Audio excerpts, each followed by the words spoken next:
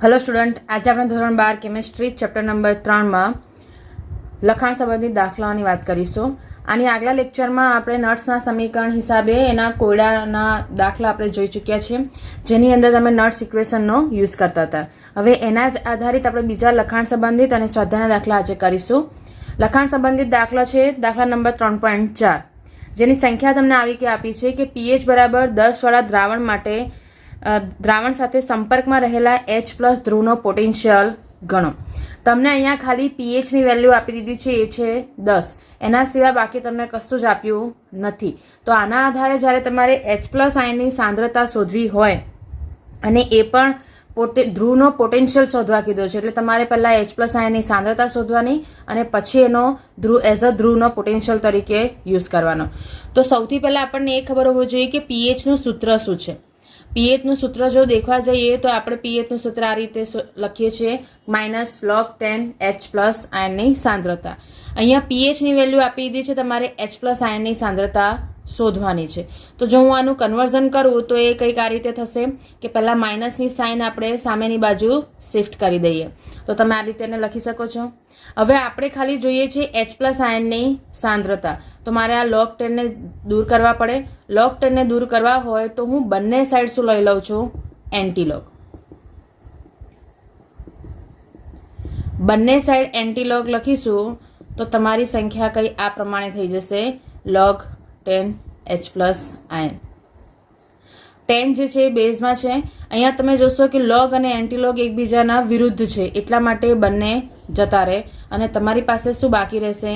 Antilog of -pH H+ આયનની સાંદ્રતા. તો antilog of -pH એટલે એન્ટીલોગ, કોઈ પણ માઇનસ સંખ્યાનો એન્ટીલોગ કરવા જાઓ અથવા તો કોઈ ઘાત આપી દીધી હોય તો તમે એનામાં શું કરી દેશો? ડાયરેક્ટ એ ક્યાં ચડી જશે? 10ની ઘાત ઉપર. તો આ વેલ્યુ આવી રીતે લખાઈ જશે અને એ છે H+ આયનની સાંદ્રતા. આમ સામાન્ય રીતે તમારે કોઈ પણ pHની વેલ્યુ આપી હોય, એક આંકડો આપ્યો હોય પૂર્ણાંક સંખ્યામાં, તો તમે આ રીતે એની વેલ્યુ શોધી શકો છો, જેનામાં તમારે pHની જે વેલ્યુ છે એ 10ની ઘાત ઉપર મૂકી દેવાની. આ ફક્ત પૂર્ણ સંખ્યાઓ જે આપી હોય એના માટે છે, એટલે કે 1, 2, 3, 4, 5, 6, 7, 8 એવી રીતે પૂર્ણ સંખ્યા. પોઈન્ટવાળી સંખ્યાઓનો તમારે આવી રીતે શોધવાનું નહીં. તમને એલી જે ઓરિજિનલ આપણે log એન્ટીલોગ કાઢીને જે રીત છે એના આધારે ગણશો તો તમને આસાન પડશે.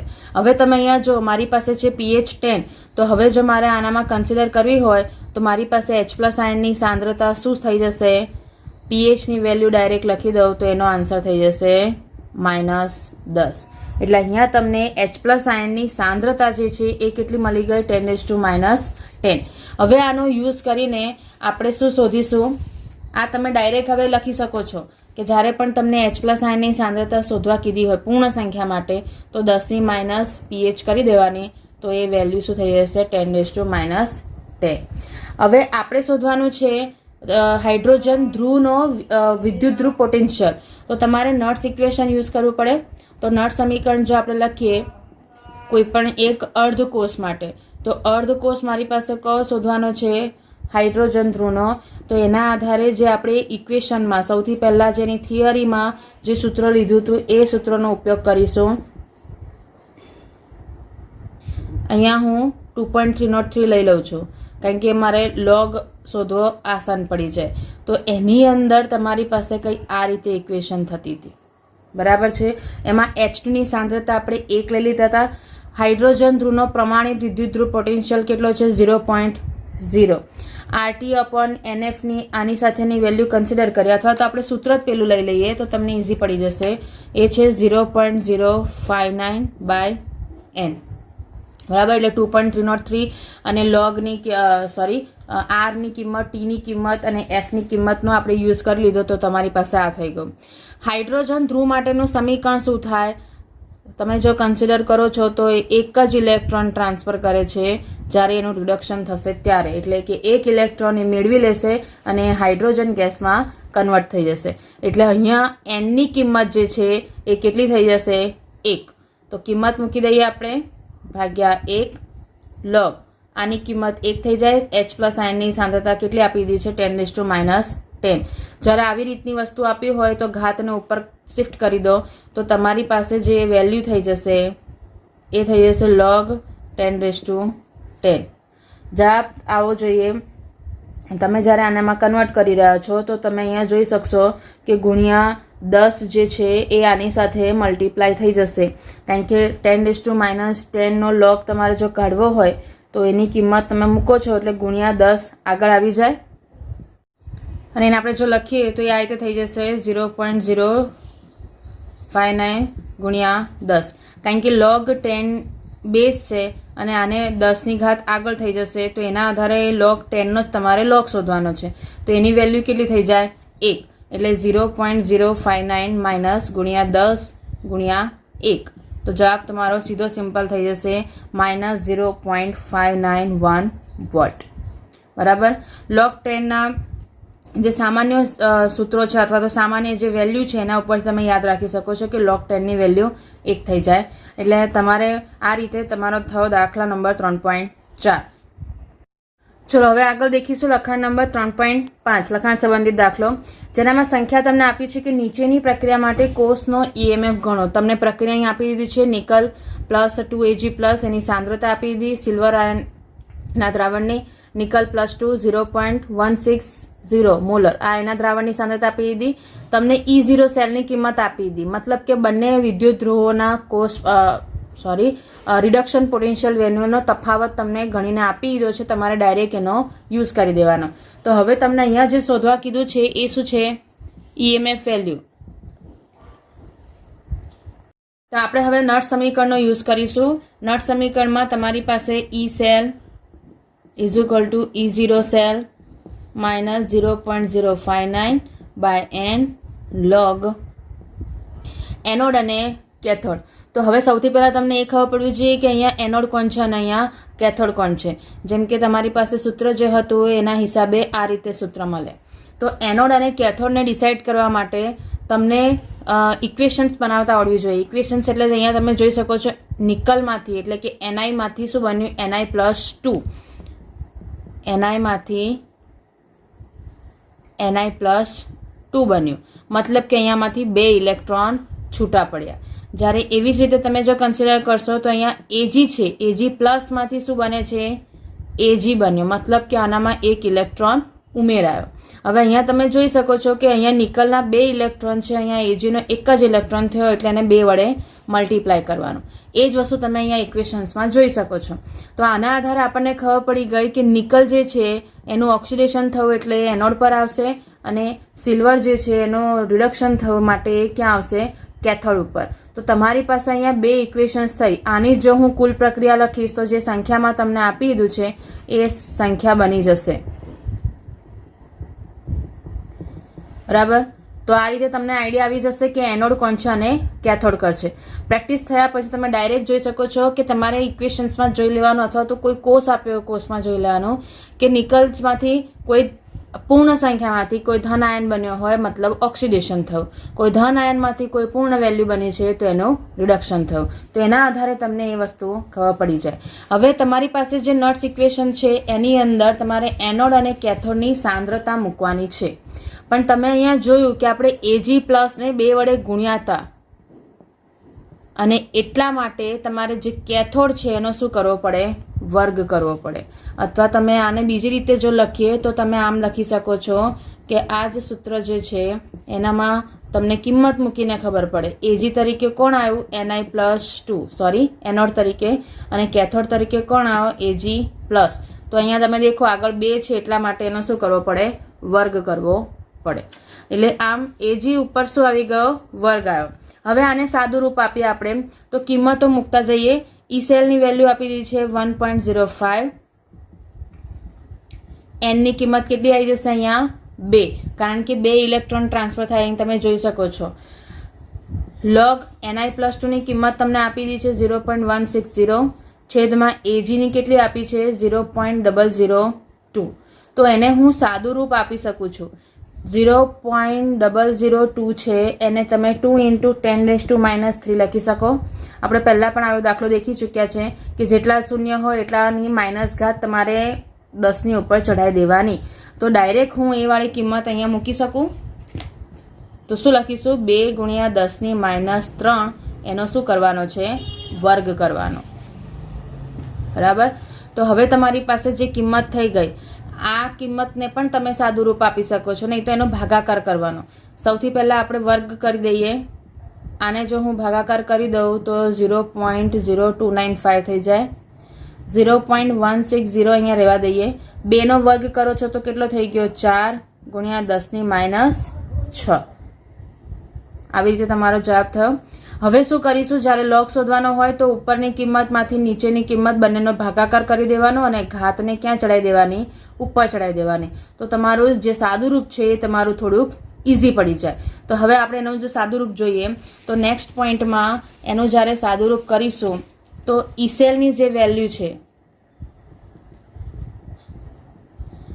એ તમારી શોધવા માટે લોગ આપણે અહીંયા અટક્યા હતા 0.160 ભાગ્યા 4 ગુણ્યા 10 - 6. આ બંનેનો જ્યારે ભાગાકાર કરશો ત્યારે તમને આન્સર કેટલો મળશે? લોગ 0.04 × 10⁶. ફરી 2 શૂન્ય આવ્યા છે એટલા માટે એને આપણે જો ઘાત ઉપર ચઢાવી દઈએ તો એ ઘાત તમારી આ રીતે કઈ થઈ જશે? 4 ગુણ્યા 10 - 4 કારણ કે આ -2 ઘાત ચડે, 6 માંથી 2 જતા રહ્યા એટલા માટે થઈ ગયા 4. હવે જ્યારે આનો લોગ શોધશો તો એ લોગમાં તમે જાણો છો એ પ્રમાણે લોગ શોધાશે 10⁴ પ્લસ લોગ 10⁴. આ એકવાર આપણે દેખી લઈએ, પછી બાકીના દાખલાઓમાં તમે ડાયરેક્ટ એનો આન્સર લખી શકશો. લોગ 4 તમે લેવા જાઓ તો કેટલો થઈ જાય? 0.6021 અને આ ઘાત છે એટલે ઘાત આગળ આવી જાય તો એનો લોગ થઈ ગયો 4. તો સાદું સિમ્પલ તમારી પાસે જે જવાબ આવ્યો એ કેટલો થઈ ગયો? 4.6021. પહેલાં પણ કીધું હતું આ બંનેનો ગુણાકાર કરવાનો અને પછી આનામાંથી એની બાદબાકી કરવાની. તો હવે તમે અહીંયા જોઈ શકશો એ ઈસેલની કિંમતમાં 1.05 આ બંનેનો ગુણાકાર થયો તો વેલ્યુ કંઈક આવી રીતે આવી જશે 0.1357. આ બંનેની બાદબાકી કર્યો તો આન્સર થઈ ગયો બરાબર. તો આ તમને મળી ગયો જે કોષ પોટેન્શિયલ અથવા તો EMF વેલ્યુ કોષની શોધવા કીધી હતી એ EMF વેલ્યુ તમને અહીંયા મળી ગઈ. નેક્સ્ટ લઈએ લખાણ નંબર 3.6. આ દાખલામાં તમને સંખ્યા આપી છે કે નીચેની કોષ પ્રક્રિયા આપી દીધી, જેમાં તમને કોષ પ્રક્રિયા આપી Fe+3 aqueous છે +2I- aqueous, એમાંથી બન્યું છે 2Fe+2 aqueous I2 solid. તમને કીધું છે કે 298 કેલ્વિન તાપમાને તેનો E0 સેલની કિંમત 0.236 વોલ્ટ થઈ છે. તો કોષ પ્રક્રિયાની પ્રમાણિત ગિબ્સ મુક્ત ઉર્જા એટલે કે ΔG0 અને સંતુલન અચળાંક તમારે શોધવાનો છે. હવે આની અંદર તમારી પાસે જે વેલ્યુ છે એ વેલ્યુમાં જો કન્સિડર કરો તો તમને T આપી દો છે, E0 સેલની કિંમત આપી છે. તો ΔG0નું કિંમત સૂત્ર જે છે -NFE0 સેલ, એના આધારે તમે ΔG0ની કિંમત શોધી શકો છો. આની અંદર ધ્યાન રાખવાની વસ્તુ એવી છે કે જ્યારે તમને ΔG અને KC આપ્યા છે તો તમારે એ વસ્તુ કોઈ માન્ય નહીં રહે કે અહીંયા એનોડ કોણ છે અને કેથોડ કોણ છે. પણ જો તમને ઈસેલની કિંમત શોધવા કીધી હોય તો તમને ખબર હોવી જોઈએ કે એનોડ અને કેથોડની પ્રક્રિયા કઈ થાય છે. માઇનસ કિંમત આવી છે એટલે હું તમને એકવાર બતાવી દઉં કે એનોડ અને કેથોડ કોનું થાય છે. અહીંયા તમે જોઈ શકો છો એક કન્વર્ઝન બને છે Fe+3 માંથી Fe+2 બન્યું. હવે અહીંયા જોઈ શકો છો કે પહેલા 3 ઇલેક્ટ્રોન ઓછા છે કારણ કે +3 ઘાત છે, પછી 2 ઇલેક્ટ્રોન ઓછા થયા. એનો મતલબ શું થયો કે અહીંયા ઇલેક્ટ્રોન મેળવાયો છે અને એના કારણે જ એક ઇલેક્ટ્રોન મેળવીને શું બની ગયો? Fe+2.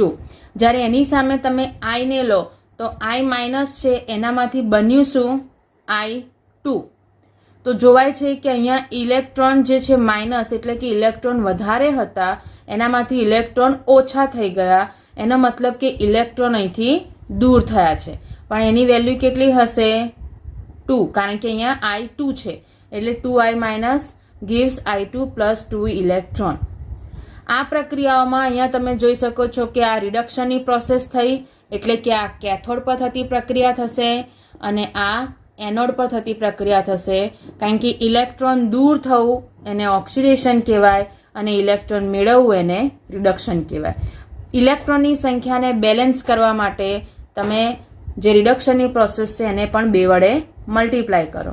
તો હવે તમે દેખી શકો છો કે જે તમને સંખ્યામાં આપ્યું છે એ વાળું સૂત્ર અથવા તો એ વાળું જે કોષ પ્રક્રિયા છે એ તમને સેમ અહીંયા મળી ગઈ.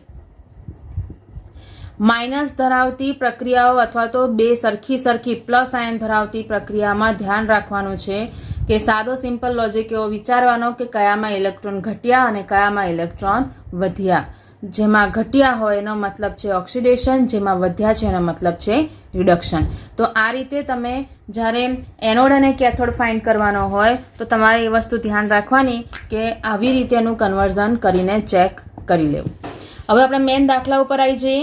જે તમને ફાઇન્ડ કરવા કીધું છે એ છે ડેલ્ટા G0.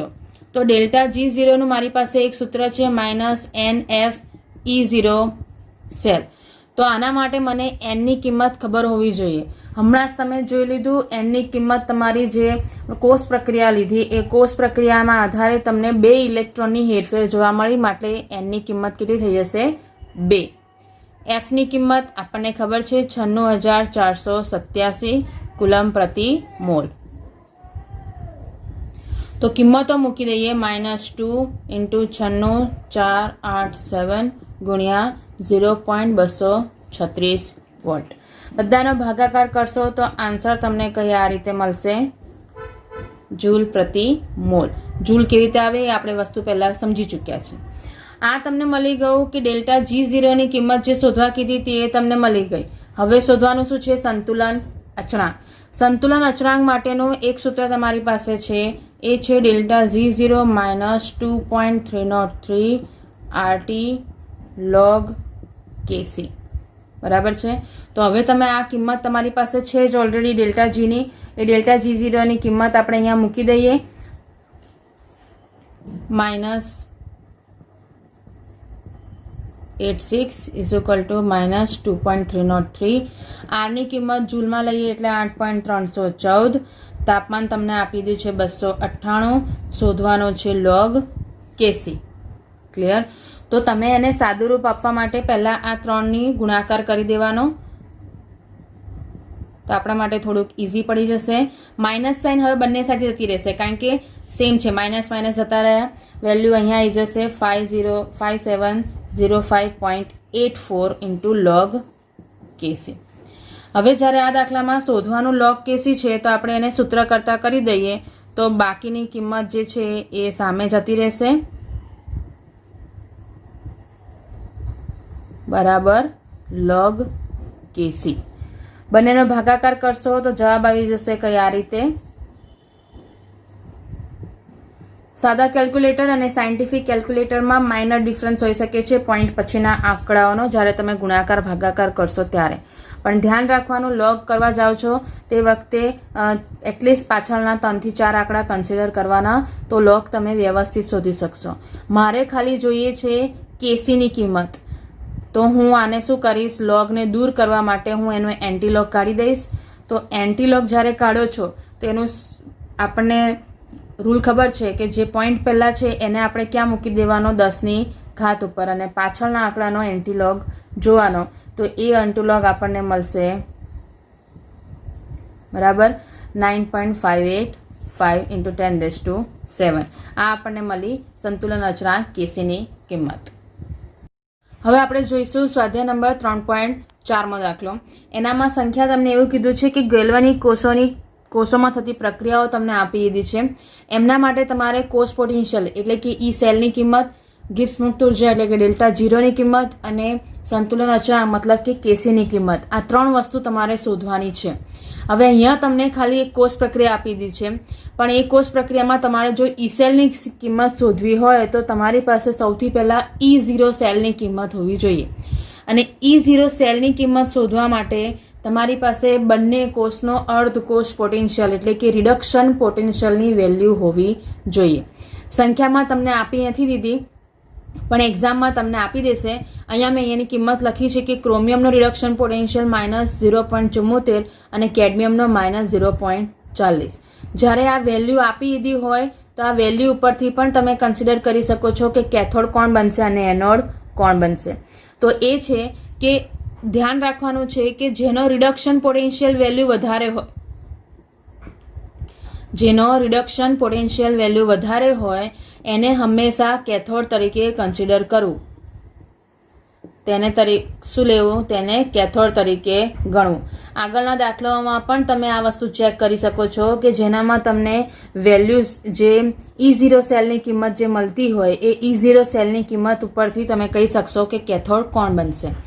આ ઉપરાંત જો આપણને સપોઝ કે E0 સેલની કિંમત ડાયરેક્ટ શોધીને આપી દીધી છે, તે વખતે તમે કેવી રીતે કન્સિડર કરો, તો એ આપણી જૂની રીત જે છે, ક્રોમિયમમાંથી શું બની ગયું, Cr+3, એટલે કે આખા Crમાંથી બન્યું છે Cr+3, મતલબ કે 3 ઇલેક્ટ્રોન દૂર થયા. એના આધારે આ શું બનશે, ઓક્સિડેશનની પ્રક્રિયા થઈ. ઓક્સિડેશનની પ્રક્રિયા એટલે શું કહેવાય, એનોડ. અને કેડમિયમ માટે તમે દેખી શકો છો Cd+2, એનામાં ઇલેક્ટ્રોન ઉમેરાયા અને એ બની ગયો Cd. તો આ થયું રિડક્શનની પ્રોસેસ અને એને કયા ઉપર આવશે, કેથોડ ઉપર. અહીંયા તમે જે હમણાં જે કીધીએ કે વેલ્યુ ઉપરથી કન્સિડર કરો તો તમે દેખી શકો છો કે -0.40 એ -0.74 કરતાં વધારે છે, એટલે કેડમિયમ કેથોડ બને અને ક્રોમિયમ એનોડ બને. એ જ વસ્તુ તમે સમીકરણના આધારે પણ જોઈ લીધી. તો આ બંને વસ્તુ કમ્પેર કરી શકો છો, બંને સાચી જ છે, તો કોઈ પણ એક રીત તમે ફોલો કરી શકો. આના આધારે તમને અહીંયા ઇલેક્ટ્રોનની સંખ્યા બેલેન્સ કરવામાં પણ જરૂર પડશે, કારણ કે અહીંયા 3 છે અને અહીંયા 2 ઇલેક્ટ્રોન છે. જ્યારે તમને મેં કીધું હતું કે એવી સંખ્યા આવે કે જેનામાં સીધો ગુણાકાર નથી થતો, તો એ વખતે બંનેના ઇલેક્ટ્રોનની સંખ્યાને ઓલ્ટરનેટ ગુણી કાઢવાની. 2ને આને ગુણો અને 3ને આને ગુણો. આના આધારે શું થઈ જશે કે ક્રોમિયમને 2 વડે ગુણી દઈશું તો આ ઇલેક્ટ્રોનની સંખ્યા કેટલી થઈ ગઈ, 6. અને આને હું 3 વડે ગુણીશ તો મારી પાસે ઇલેક્ટ્રોનની સંખ્યા કેટલી થઈ ગઈ, 6. કમ્પેર કરવા દેખી શકો છો, ઉપર ક્રોમિયમ 2 આપ્યા છે, કેડમિયમ 3 આપ્યા છે, તો તમારી પાસે અહીંયા ઇલેક્ટ્રોનની સંખ્યા સરખી થઈ ગઈ. ઇક્વેશન્સ જે બની ગયું જે ઉપર તમને આપી દીધું છે એના આધારે. તો આ તમારી છે કે જેમાં તમે ઇઝીલી જોઈ શકો છો કે એનોડ અને કેથોડ કોણ બનશે, અને એનામાં તમે પ્રક્રિયા ઇલેક્ટ્રોનની સંખ્યા બેલેન્સ કરીને કમ્પેર કરી શકો છો. આ થઈ બીજી રીત, જેનામાં તમે આખી કોષ પ્રક્રિયા લખશો અને કોષ પ્રક્રિયા લખ્યા પછી તમને ખબર પડશે કે એનોડ અને કેથોડ કોણ છે. અને આ જે છે એ પહેલી રીત હતી જેનામાં વેલ્યુના આધારે તમે ડાયરેક્ટ કહી શકો. કમ્પેર દેખી લેવાનું, જેની વેલ્યુ વધારે હોય એ કેથોડ બને, જેની વેલ્યુ ઓછી હોય એ એનોડ બને. સવાલ રહ્યો કે પહેલી રીતમાં ઇલેક્ટ્રોન કેવી રીતે શોધી શકાય, તો એના માટે પણ તમારી પાસે ટ્રીક છે. તમે અહીંયા જોઈ શકશો, અહીંયા +2 છે, અહીંયા +3 છે. બંને એવી સંખ્યા આવી છે કે જેને હું ડાયરેક્ટ એક સાદી એક જ સંખ્યા વડે ગુણી નથી શકતી, અથવા તો એમ કહીએ કોઈ એકને ગુણીને તમે જવાબ લાવી શકતા નથી. તો શું કરવાનું, આ બંનેને ગુણો. તો જો 3 દુ 6, જે આગળ મોલ આપ્યા છે ને 3 દુ 6, અહીંયા ગણું તો 3 દુ 6, મતલબ એનની વેલ્યુ કેટલી થઈ ગઈ, 6. જ્યારે તમે વેલ્યુના આધારે એનોડ કેથોડ ડિસાઇડ કરો તો તમે આવી રીતે એનની કિંમત પણ ડિસાઇડ કરી શકો છો. બરાબર છે. તો હવે તમે E0 સેલની કિંમત શોધી શકો છો. તમારી પાસે રિડક્શન પોટેન્શિયલની વેલ્યુ લેવાની છે, કોની, કેથોડ માઇનસ એનોડ. કેથોડ તરીકે કોણ આપી દીધો છે તમને, કેડમિયમ Cd+2/Cd. એનોડ તરીકે છે ક્રોમિયમ Cr+3/Cr. બંનેની વેલ્યુ મૂકી દઈએ. ધ્યાન રાખવાનું, માઇનસ ચિહ્ન લખવાનું રહી જાય નહીં. આ બંનેનો જ્યારે જવાબ લાવશો તો એ વેલ્યુ થઈ ગઈ 0.34 વોલ્ટ. આ તમને મળી ગયો E0 સેલની કિંમત. હવે મારે શોધવાનું છે એનામાં E સેલની કિંમત અને એ ડેલ્ટા G0 અને સંતુલન અચળાંક. તો મને હવે અહીંયા E0 સેલ કેટલો મળી ગયો, 0.34 વોલ્ટ.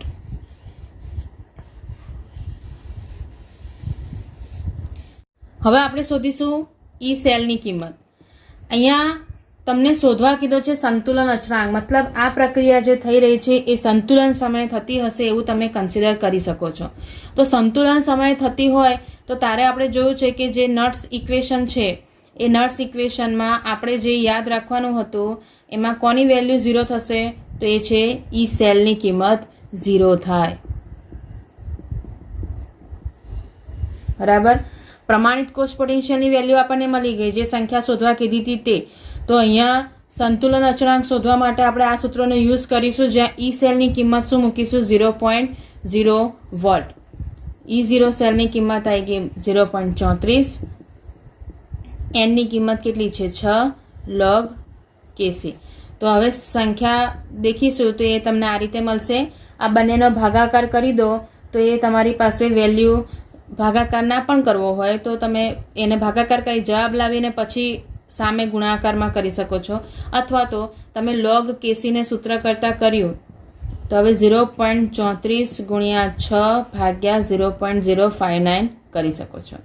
ધ્યાન રાખવાનું, આ ભૂલ ના થાય કે અહીંયા ભાગાકાર કરીને આ બંનેની બાદબાકી કરી દો. અહીંયા log Kc ગુણાકારમાં છે એટલે એને ધ્યાન રાખવાનું. હવે log Kc ની કિંમત શું મળશે? આ બંનેનો ગુણાકાર ભાગ્યા ભાગાકાર, તો એ વેલ્યુ આવશે 34.5177. log ને દૂર કરીએ તો સામેની સાઈડ શું જતું રહેશે? એન્ટીલોગ 34.177. એન્ટીલોગ શોધવાનો 10⁻34 આવી જશે 5177. એનો જો એન્ટીલોગ શોધશો તો તમને વેલ્યુ મળશે, પાછળના પોઈન્ટ મે બી થોડા ચેન્જ હોઈ શકે કારણ કે આ કેલ્ક્યુલેટરથી મેળવેલો આન્સર છે. તમે લોગ ટેબલમાં જોશો તો એ આન્સર તમને યોગ્ય મળી જશે. આ તમને મળી ગયો સંતુલન અચળાંક. એટલે અહીંયા તમે પ્રમાણિત કોષ પોટેન્શિયલની વેલ્યુ શોધી કાઢી અને એવી રીતે સંતુલન અચળાંકની વેલ્યુ પણ શોધી કાઢી. હવે જે તમારે બાકી રહ્યું એ છે ગિબ્સ મુક્ત ઉર્જા શોધવાની છે. તો એના માટે આપણે સંતુલન અચળાંકનો ઉપયોગ કરી ગિબ્સ મુક્ત ઉર્જા શોધી કાઢીશું. એટલે સેકન્ડ સ્ટેપમાં મને અહીંયા શું મળી ગયું? કેસીની કિંમત મળી ગઈ 3.29, 3 ગુણ્યા 10⁻34. હવે આની અંદર તમારી પાસે બે વસ્તુ છે. તમે ડેલ્ટા G0 બે સૂત્રથી શોધી શકો છો. એક છે delta G0 minus 2.303 RT log Kc, પણ ત્યાં તમને ટીની કિંમત ખબર હોવી જોઈએ. એટલે અહીંયા આ સૂત્ર તમે ડેલ્ટા G0 શોધવા માટે વાપરી શકો નહીં. તો Kc જે છે એ આપણને ડેલ્ટા G0 શોધવા માટે ઉપયોગી થાય નહીં. તમારે ડેલ્ટા G0 શોધવા માટે E0 સેલનો ઉપયોગ કરવો પડશે. એટલે બે વેલ્યુ આપણે શોધી કાઢી. ત્રીજી વેલ્યુ શોધવા માટે કિંમતો મૂકી દઈએ. ફેરાડેની કિંમત આપણને ખબર છે, E0 સેલ આપણે શોધી લીધો, સાદો ગુણાકાર છે, જવાબ આવી ગયો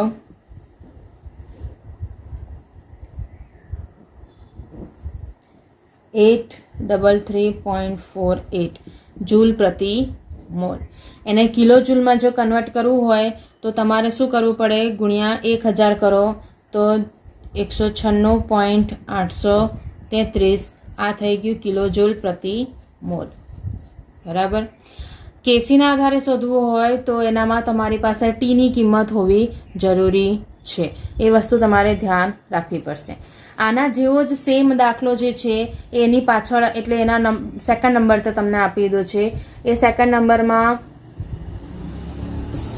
તમને સેમ સંખ્યા આપી છે, એટલે મીન્સ સેમ રીતે તમારે ગણવાનું છે. પહેલાં E0 સેલની કિંમત ગણવાની, પછી ડેલ્ટા G0ની ગણી લો, પછી તમે કેસીની ગણી લો. સેમ આના આધારે ડેલ્ટા G0 તમારું શોધાયું હોય અને એના ઉપરથી સંતુલન અચળાંક શોધવું હોય અને તમને જો ટી આપી દીધું હોય તો પણ તમે એના ઉપરથી પણ સંતુલન અચળાંક શોધી શકો છો. આ સૂત્ર ઉપરથી 2.303 RT log Kc. પણ શરત છે કે તમારી પાસે ટી હોવો જરૂરી છે. એટલે કેસી શોધવા માટે પણ તમે આ વાપરી શકો છો. કેસી શોધ્યા પછી ડેલ્ટા G0 શોધવા માટે પણ આ વાપરી શકો છો. શરત એટલી ટી હોવો જરૂરી છે. હવે આની રીતે આના પછીનો જે છે સ્વાધ્યાય નંબર 3.4નો જે સેકન્ડ વાળો દાખલો છે એ તમે જાતે નેટ પ્રેક્ટિસ કરવા, એટલે જાતે પ્રયત્ન કરી શકો છો. એનામાં હું તમને જે વેલ્યુઝ આપવાની છે, આ તો આમ તો ખરેખર તમે EMF શ્રેણી ઉપરથી મેળવી શકો છો, પણ હું તમને અહીંયા આપી દઉં કે જે બે અર્ધકોષ પોટેન્શિયલના રિડક્શન પોટેન્શિયલની વેલ્યુ છે એ તમારી આ છે.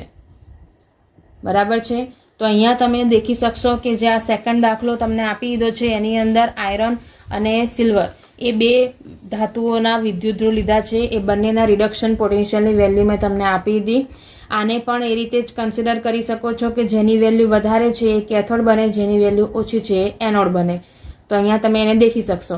કોષ પ્રક્રિયા તમને આપી દીધી છે. કોષ પ્રક્રિયાના આધારે એનની કિંમત શોધવાની, પછી E0 સેલની કિંમત શોધજો. ઈ સેલની કિંમત મળશે એટલે એના ઈ સેલની કિંમત 0 લઈ લેવાની, તો તમને કેસીની કિંમત મળશે અને ડેલ્ટા G0ની કિંમત મળશે. એટલે આ દાખલો સ્વયં પ્રયત્ન કરવાનો. હવે આપણે જોઈશું સ્વાધ્યાય નંબર 3.5. એની અંદર તમને 4 દાખલા આપ્યા છે. એમાં પહેલો દાખલો આપણે કન્સિડર કરીએ.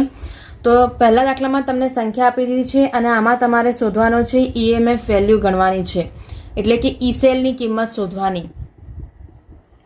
અને ઈ સેલની કિંમત શોધવા માટે તમારી પાસે સૌથી પહેલાં E0 સેલની કિંમત હોવી જરૂરી છે. અને E0 સેલની કિંમત તમને અર્ધ કોષ પોટેન્શિયલના રિડક્શન પોટેન્શિયલની વેલ્યુ ઉપરથી મળશે. આ કિંમત તમને સંખ્યામાં નથી, પણ મેં કીધું એ પ્રમાણે કે આ એક્ઝામમાં તમને આપી દેશે, એટલે તમારે ત્યાં ચિંતા કરવાની જરૂર નથી. આવ્યું મેગ્નેશિયમ Mg+2/Mg, એની વેલ્યુ છે -2.36 વોલ્ટ. તમને હમણાં જ કીધું એ પ્રમાણે દેખતા જ ખબર પડી જશે વેલ્યુ જેની વધારે છે એ કેથોડ તરીકે વધશે, જેની વેલ્યુ ઓછી છે એનોડ તરીકે વધશે. તો તમે અહીંયા જે વેલ્યુ શોધવાની છે કેથોડ માઇનસ એનોડ. કેથોડની વેલ્યુ આપી દીધી છે 0.34, એનોડની વેલ્યુ જે છે -2.36. જવાબ આવી જશે 2.70. બરાબર. તો આ આપણને મળી ગયો E0 સેલ. શોધવા કીધું છે તમને ઈ સેલ. ઈ સેલ શોધતા પહેલા ધ્યાન કરી લેવાનું કે એનોડ અને કેથોડની વેલ્યુમાં જો ચાર્જ સરખો છે તો એનની વેલ્યુ તમારી ઇઝી પડશે. જેમ કે અહીંયા દેખાય છે +2 તો તમે દેખી શકશો કે એનની કિંમત શું આવી ગઈ 2. એનો સેકન્ડ દાખલો છે. એ દાખલામાં તમે જોશો તો હાઇડ્રોજન અને Fe આપેલા છે, તો એમાં તમારે ઘાત સરખી કરવા માટે ઇલેક્ટ્રોનને મલ્ટીપ્લાય કરવા પડશે 2 સંખ્યા વડે. તો ત્યારે પણ તમારે એનની કિંમત 2 જ આવશે, પણ શું ફરક પડી જશે? જે આપણે સૂત્ર લખીશું જ્યાં એનોડ અને કેથોડની વાત થાય છે, એમની સાંદ્રતાની વાત થશે, તે વખતે કેથોડ ઉપર એટલે કે જ્યાં હાઇડ્રોજન છે એના ઉપર શું આવી જશે? સ્ક્વેર આવશે. એટલે બીજા દાખલામાં એ વસ્તુ તમારે ધ્યાન રાખવાની છે. અહીંયા બંનેનો ચાર્જ સરખો છે એટલા માટે કોઈ પણ પ્રકારનો વર્ગ કે ઘન અહીંયા આવે નહીં. હવે આપણે શું કરી દેવાની છે? કિંમત મૂકવાની.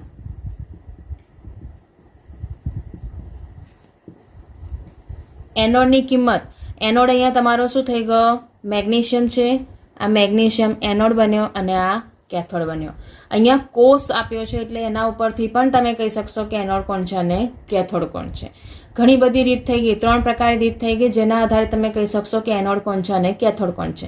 કોષમાં સૌથી પહેલું એનોડ લખાય અને પછી જ કેથોડ લખાય, તો એના આધારે પણ તમે કહી શકાય. આનું કન્વર્ઝન હું સીધું લખી શકું 1 × 10⁻³ કારણ કે 3 શૂન્ય છે એટલા માટે, અને પેલાનું લખાય 1 × 10⁻⁴. તો સાદું રૂપ આપીએ બંનેને તો ઘાત હું આની ઉપર લઈ જાઉં તો એ શું થઈ જશે? આને પણ આપણે ભાગાકાર કરી દઈએ 10⁻⁴, કારણ કે 10⁻⁴ ઉપર ગયા, 4ની માઇનસ ઘાત હતી એ પ્લસમાં કન્વર્ટ થઈ ગઈ, બાદબાકી થઈ એટલે શું થઈ ગયું? 10ની 1 જ ઘાત મળી.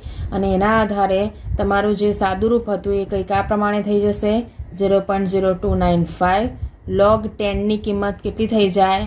1. ઘાત આગળ આવી ગઈ. તો એના આધારે તમારે સાદી સિમ્પલ બાદબાકી થઈ જશે આ રીતે, અને જવાબ તમારો આવી જશે 2.6741. આ તમને મળી ગયો ઈ સેલની કિંમત મળી. બરાબર છે. સાદો સિમ્પલ દાખલાઓ છે. ખાલી 2 જગ્યાએ ધ્યાન રાખવાની વસ્તુ છે, એ છે આ ચિહ્નોમાં ફરક ના પડી જાય, તમે લખવામાં ભૂલ ના કરશો, નહીં તો E0 સેલની કિંમત બદલાઈ જશે. અને બીજું આવશે કે એનોડ અને કેથોડ ઉપર કોઈ વર્ગ કે ઘન આવે છે કે નહીં. આ જ રીતનો સેમ દાખલો છે એ છે આ જે રીતે 1 છે એના પછીના જે 2 અને 3 જે છે એ તમે સ્વયં પ્રયત્ન કરી શકો છો, બંને સેમ છે. આપણે ડાયરેક્ટ જોઈશું ચોથા નંબરનો દાખલો. 3.5નો ચોથો દાખલો દેખીએ. એની અંદર તમને કોષ આપી દીધો છે પ્લેટિનમમાં બ્રોમિન લિક્વિડ અને હાઇડ્રોજન ગેસ પ્લેટિનમ ઉપર. એટલે અહીંયા 2 ધ્રુવો જે આપી દીધા છે એ બંને ધ્રુવોમાં તમારે એક ગેસ અને એક લિક્વિડનો યુઝ કરવામાં આવ્યો છે. અહીંયા આપણે સૌથી પહેલાં ઈ સેલ શોધવા માટે શું શોધીશું? E0 cell. અને એના માટે આપણી પાસે શું હોવું જોઈએ? બંનેના રિડક્શન પોટેન્શિયલની વેલ્યુ. તો હાઇડ્રોજનની તો આપણને ખબર છે કે હાઇડ્રોજનની રિડક્શન પોટેન્શિયલ વેલ્યુ કેટલી છે? 0.0 વોલ્ટ. પણ બ્રોમિનની જો વાત કરીએ, અને એ પણ બ્રોમિનની કઈ આવી જશે? અહીંયા એનોડ તરીકે વર્તે છે, એટલે એનામાં શું થઈ જશે, ઇલેક્ટ્રોને આપી દે છે, એટલે એનું રિડક્શન પોટેન્શિયલ વેલ્યુ કન્સિડર કરવા જાઓ તો Br2/Br- લખાય. ધ્યાન રાખવાનું, ઓક્સિડેશન કોનું થયું છે, Br2 એનું જ્યારે રિડક્શન લખશો તો એ શું લખાય જાય, Br2/Br-. એટલા માટે આ જ્યારે રિડક્શન પોટેન્શિયલ વેલ્યુ લખશો તો એ લખાશે Br2/Br-, જેની વેલ્યુ તમારી પાસે છે 1.09 વોલ્ટ. તો હવે જ્યારે કિંમત મૂકીએ તો કેથોડ તરીકે કોણ છે, હાઇડ્રોજન, અને એનોડ તરીકે કોણ છે, બ્રોમિન. તો 1.09, તો જવાબ શું થઈ ગયો, -1.09. આ થયું તમારો E0 સેલ. હવે અહીંયા તમે દેખી શકો છો કે Br છે અને H+ છે, એટલે તમારે અહીંયા કોષ પ્રક્રિયાના આધારે સમજવું પડશે કે ઇલેક્ટ્રોન કેટલા ટ્રાન્સફર થયા છે તે. તમને એમ લાગશે કે અહીંયા તો એક જ છે, હું લઈ શકું છું, પણ અહીંયા ધ્યાન રાખવાનું કે અહીંયા Br2 છે, 2 હોય તો ચેન્જ વસ્તુ થઈ જવાની છે. તો એનોડ માટેની પ્રક્રિયા લખીએ તો અહીંયા તમે જોઈ શકો છો એનોડ કોણ છે, બ્રોમિન છે, એટલે એનું ઓક્સિડેશન થયું છે, તો એના આધારે તમે કન્સિડર કરી શકો છો. એની પ્રોસેસ લખીશું, Br માંથી શું બની જશે, Br2 છે, એટલે તમારે અહીંયા 2Br લખવું પડે. અને કેથોડ ઉપરની પ્રક્રિયા કઈ છે, હાઇડ્રોજનની છે, રિડક્શનની પ્રોસેસ થઈ ગઈ, ઇલેક્ટ્રોન લીધા અને એમાંથી બની ગયો H2. તો અહીંયા પણ તમે દેખી શકો છો અહીંયા H2 છે, એટલે તમારે શું કરવું પડે, 2 વડે મલ્ટીપ્લાય કરવું પડે. આના આધારે તમે જોઈ શકશો કે અહીંયા Nની કિંમત આપણને શું મળી ગઈ, 2.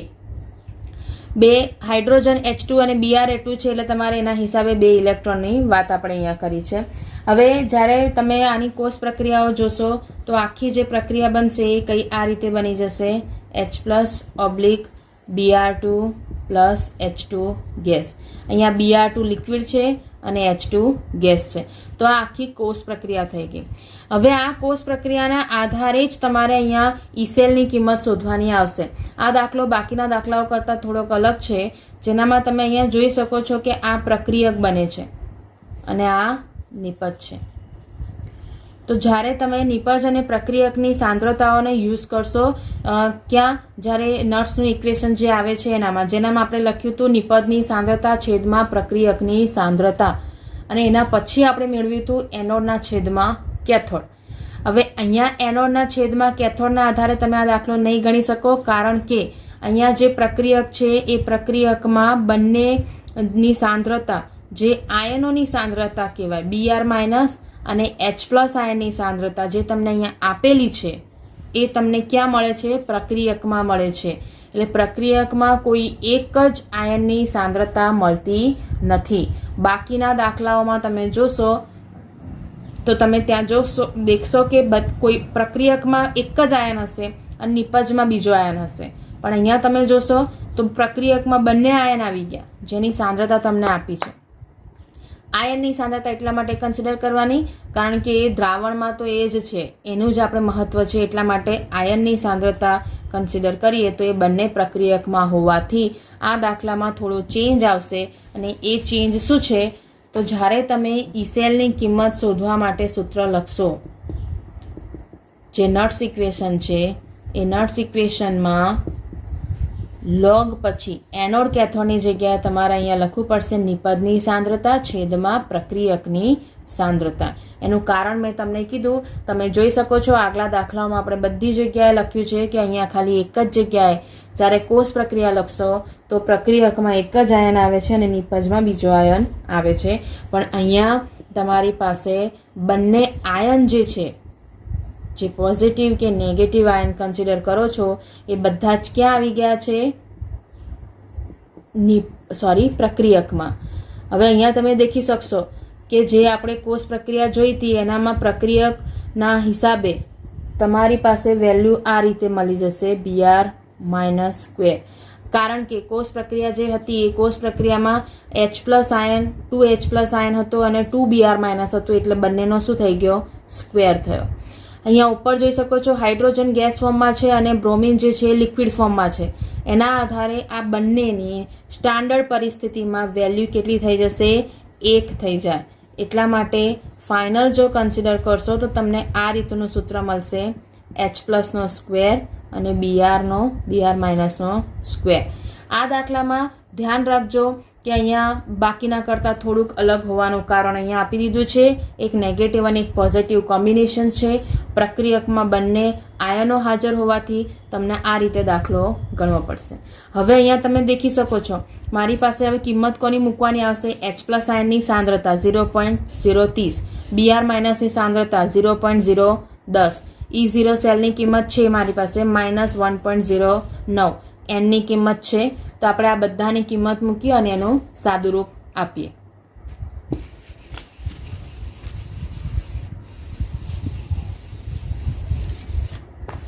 આપણી પાસે ઇક્વેશન આ પ્રકારે છે. E cell is equal to E0 cell -0.059 by n log 1/H+ નો સ્ક્વેર અને Br- નો પણ સ્ક્વેર. બરાબર છે. હવે આપણે એની અંદર કિંમતો મૂકીએ. E0 સેલની કિંમત હતી -1.09, 0.059, n ની કિંમત કેટલી થઈ? 2 log H+ આયનની સાંદ્રતા તમને કેટલી આપી હતી? તો તમે અહીંયા લખી શકો છો 0.03 છે. એને હું 3 × 10⁻² લખી શકું. બરાબર છે. 3 × 10⁻²² અને Br- ની સાંદ્રતા કેટલી આપી હતી? 0.01. તો હું એને 1⁻² લખી શકું. તો 1 × 10⁻². એનો શું કરીશું? વર્ગ. હવે સાદુરૂપ આપીએ. 0.0295 log 9 × 10⁻4 × 1 × 10⁻4. બરાબર છે. આનો 2 દુ 4 થયો, 2 દુ 4 થયો, 3 નો વર્ગ 9 થાય, 1 નો વર્ગ 1 જ થાય. હવે બંનેના ગુણાકારને આપણે જે ઘાત છે એને હું ઉપર લઈ આવું તો 10⁸ લખાશે અને 1/9 કરીશું તો એનો જવાબ કેટલો આવી જશે? 1/9 કરો એટલે 0.1111. આ 1/9 નો આન્સર છે. હવે લોગ શોધવાનો છે તો લોગ શોધવા માટે 10⁸ નો લોગ કેટલો થઈ જાય? 8 અને 0.1111 નો લોગ જ્યારે તમે શોધશો તો એની વેલ્યુ કેટલી થઈ જશે?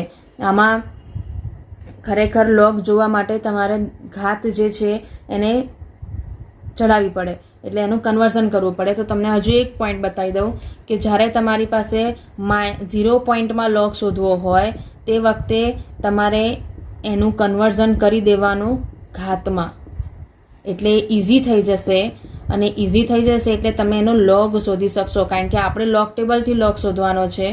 10⁻⁻ અહીંયા બાદ બાકી થઈ જશે તો 10⁷ થઈ જશે અને તમારે લોગ કોનો જોવાનો આવશે? હવે 11/1 એનો લોગ તમારે જોવાનો. તો જ્યારે એનો લોગ જોશો તો જવાબ તમારો કંઈક આ પ્રમાણે થઈ જશે. 7 + 0.1111 નો જવાબ શું આવી જશે? 0.0457.